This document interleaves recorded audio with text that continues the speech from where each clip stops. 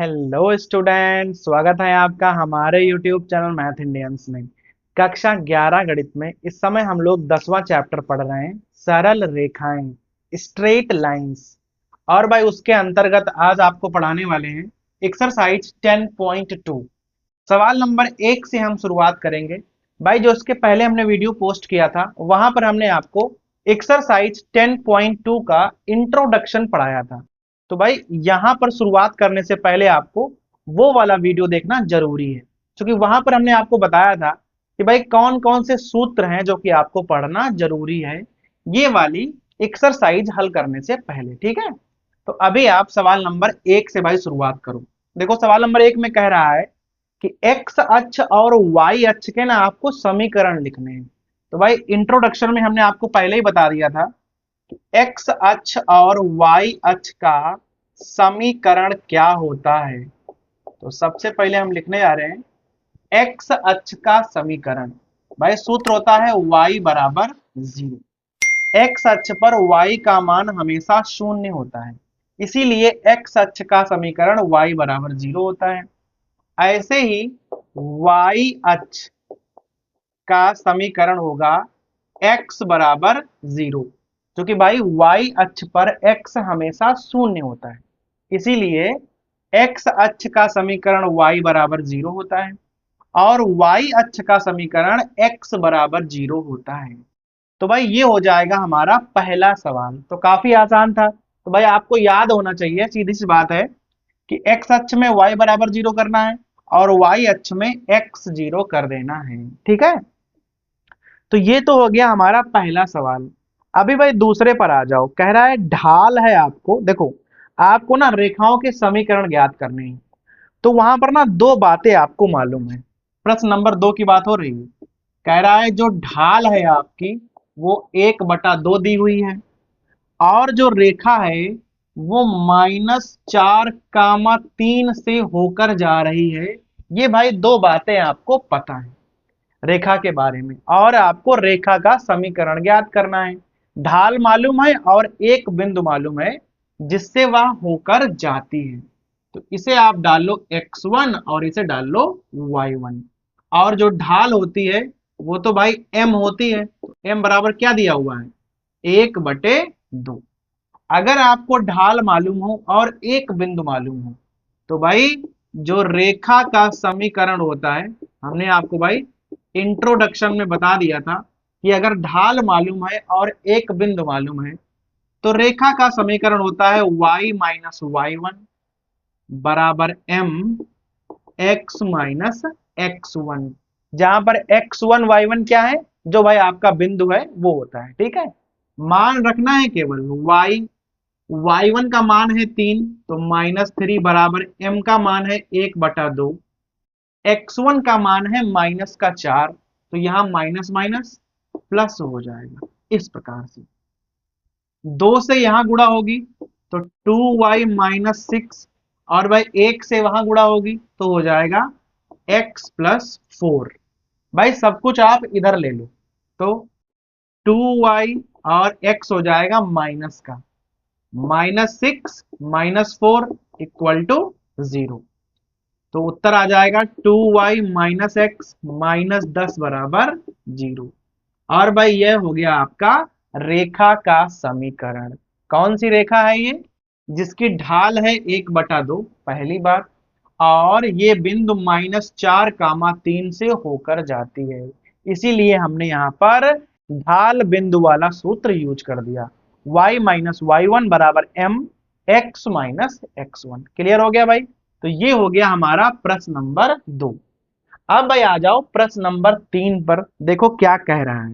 देखो निकालना सब कहीं आपको रेखा का समीकरण ही है।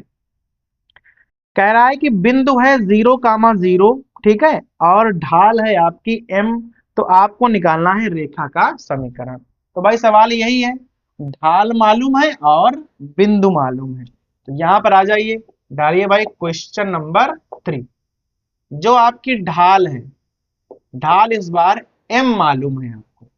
ठीक है, m का मान जो है वहां 1/2 था, यहाँ m का मान m ही है, और बिंदु वहां था -4, 3, और भाई यहां पर है 0,0। तो यहाँ डाल लो आप x1 और y1, और भाई सूत्र आप यही वाला लगाने वाले। तो यहाँ लिखोगे रेखा का समीकरण y माइनस y1 बराबर m x माइनस x1।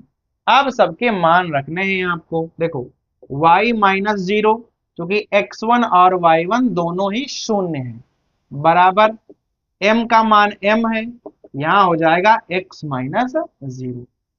तो सीधा आ जाएगा y बराबर एम एक्स, और भाई ये हो जाएगा हमारा रेखा का समीकरण। क्लियर हो गया भाई। तो ये दोनों ही सवाल प्रश्न नंबर 2 और 3 एकदम सेम थे, बस प्रश्न नंबर 1 थोड़ा सा अलग था। तो भाई 1, 2 और 3 क्लियर हो गए हैं। अब देख लो प्रश्न नंबर 4। अब भाई प्रश्न नंबर 4 को देखो, पढ़िए। कह रहा है बिंदु है 2,2 अंडर रूट 3। तो भाई यहां पर भी आपको एक बिंदु मालूम है। क्वेश्चन नंबर 4, 2,2 अंडर रूट 3, ये आपका बिंदु है। और भाई एक बात आपको मालूम है कि जो रेखा है वो एक्स अक्ष से 75 अंश के कोण पर झुकी हुई है। देखो अगर धन एक्स अक्ष के साथ रेखा का कोण आपको मालूम है, तो आप भाई तुरंत जान जाओ वह थीटा दिया हुआ है।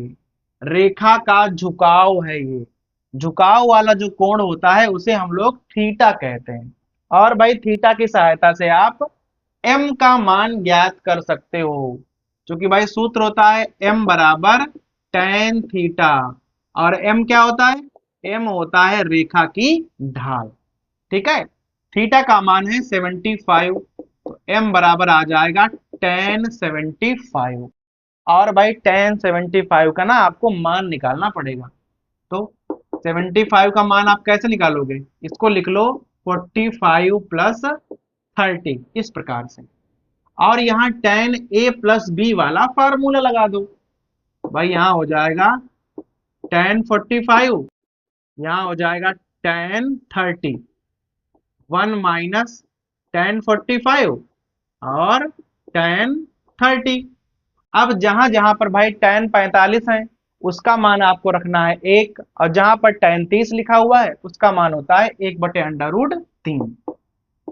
1 प्लस 1 अपॉन √3, और यहाँ पर 1 माइनस 1 अपॉन √3, इस प्रकार से आ जाएगा। ऊपर और नीचे ना आप एलसीएम ले लो। तो भाई यहाँ पर क्या हो जाएगा? यहाँ हो जाएगा √3 प्लस 1, और यहाँ हो जाएगा √3 माइनस 1। और जो अपॉन में √3 होंगे और यहाँ पर होंगे, दोनों ही कैंसिल हो जाएंगे। अभी भी ये मान पूरा आया नहीं है, यहाँ पर आपको संयुग्मी से गुणा करना पड़ेगा। तो भाई यहाँ पर आप गुणा कर लो इसकी संयुग्मी से। देखना √3 प्लस 1, और भाई यहाँ हो जाएगा √3 प्लस 1। ऊपर तो आपका बन जाएगा होल स्क्वायर। तो भाई खोल दो, √3 का वर्ग 3, 1 का 1 होगा, और यहाँ हो जाएगा 2 √3। नीचे बन जाएगा a plus B, a minus B. तो पहले हो जाएगा a स्क्वायर और माइनस बी स्क्वायर। ऊपर भाई जोड़ो तो 4 प्लस 2 √3, और अपॉन में आ जाएगा 2। 2 से ना ऊपर आप भाग कर दो, तो भाई यहाँ आ जाएगा 2 प्लस √3। ये आपका मान हो जाएगा tan 75 का, और यही हो जाएगी रेखा की ढाल। m का मान क्या हो जाएगा? 2 प्लस √3। रेखा का ढाल आपको मालूम हो गई ना, तो बिंदु आपको पहले से मालूम है, और आपको निकालना है रेखा का समीकरण। तो भाई ध्यान दीजिएगा, यहां पर आप सूत्र लिखोगे रेखा का समीकरण। सूत्र होता है y माइनस y1 बराबर m x माइनस x1। ये आपके x1 y1 है, और m आपका ये दिया हुआ है। क्लियर? रखो भाई, y माइनस 2 √3 बराबर m का मान है 2 प्लस √3, x माइनस और बाई x1 का मान है 2। अब केवल आपको गुणा करनी है। यहां हो जाएगा y माइनस 2√3 बराबर, पहले आप यहाँ 2 से गुणा करो तो 2x और 2 दूनी 4 हो जाएंगे। फिर आप √3 से गुणा करो तो √3x और माइनस 2√3 हो जाएंगे। सेम सेम चीजें बराबर के इधर उधर लिखी हुई हैं, चिन्ह भी समान है तो भाई कैंसिल हो जाएगा। तो y बराबर क्या आ जाएगा आपके पास, देखो x आपके पास दो है, ये है 2x और ये है √3x। तो आप भाई चाहो तो इस प्रकार से ना इसको कॉमन लेके भी लिख सकते हो, और अचर आपके पास बचा है केवल एक, और भाई यही हो जाएगा आपका रेखा का समीकरण। y बराबर 2 + √3 इंटू एक्स माइनस 4। एकदम भाई y बराबर mx प्लस सी वाला फार्मूला जैसा आपको लग रहा होगा यहाँ पर। भाई m का मान यही तो आपने निकाला था, तो y बराबर mx प्लस सी, जो आपको हमने ढाल अंताखंड रूप पढ़ाया था, एकदम वैसा ही यहाँ पर आंसर आ गया। ठीक है भाई, तो ये हो जाएगा हमारा प्रश्न नंबर 4। तो इस वाले वीडियो में हमने आपको प्रश्न नंबर 1 से लेकर प्रश्न नंबर 4 तक भाई बता दिए हैं।